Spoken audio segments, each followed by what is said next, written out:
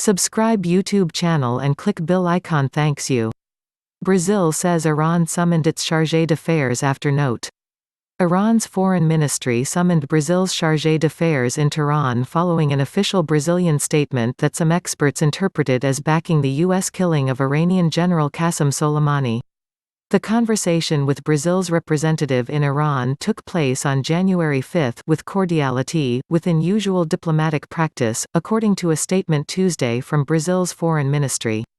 The ministry had issued a January 3 statement following the death earlier that day of Soleimani, who was killed in a U.S. drone strike near Baghdad's airport. Upon being made aware of the actions carried out by the United States in recent days in Iraq, the Brazilian government expresses its support against the scourge of terrorism, the statement said. It added that Brazil cannot remain indifferent to the threat of terrorism.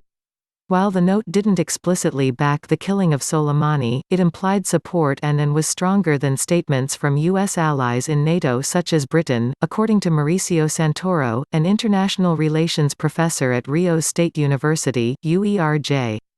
Likewise, the statement was coherent with Brazilian President Jair Bolsonaro's proposal to align with U.S. President Donald Trump, according to Hussein Kalaut, formerly Brazil's Special Secretary for Strategic Affairs. Bolsonaro's efforts to draw close to the U.S. has been the cornerstone of his foreign policy since he took office at the start of 2019. Another component has been a tighter relationship with Israel, and he initially spoke of transferring the nation's embassy to Jerusalem from Tel Aviv. Faced with a threat of Arab nations boycotting Brazil's agricultural exports, Bolsonaro ultimately decided to open a commercial office in Jerusalem rather than move the embassy. The statement from Brazil's foreign ministry prompted critics to voice concerns about straying from the tradition of remaining neutral regarding Middle East conflicts. Local newspaper O Globo's editorial page wrote on Tuesday that the killing of Soleimani may create market shocks, particularly in the global oil supply chain. Brazil, first and foremost, needs to preserve its interests, which cannot be of this or that government, the newspaper wrote. It said Bolsonaro's government supports an action that makes the Middle East more dangerous.